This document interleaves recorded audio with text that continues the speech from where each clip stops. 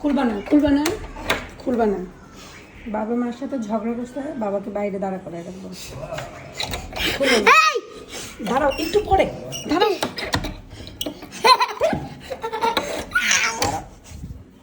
এই ছেলেটার জন্য ওর বাপরা আরো শিক্ষা দিতে সরি দাঁড়াও। আচ্ছা ঠিক আছে, সরি। বাসা আসছো কেন?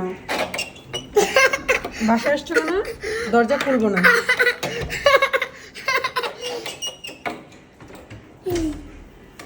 বাসা আসছো কেন? হ্যাঁ, বাসা আসছো কেন? হ্যাঁ, আমার যখন ঝগড়া করছো বাসা আসতে মানা করছে না? কোনো সরি শুনছো কথা? শুনছো? পোলাটার লেগে এদের আরো শিক্ষা দিতে পারি না। ঠিক আছে, সরি বেবি, আমি রোজা রেখে আমার অবস্থা খারাপ। কোনো মাফ নাই।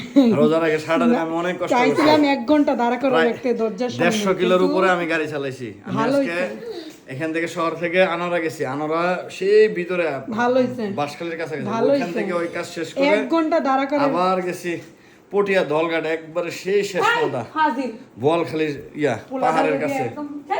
পাগল, 1 ঘন্টা দাঁড়া করে রাখতে চাইছিলাম। কেবল শাস্তি শেষ না, আরো অনেক শাস্তি আছে, একের পর এক পানিশমেন্ট রেডি করে রাখছি। সরি কোনো সরিতে কাজ হবে না। সরি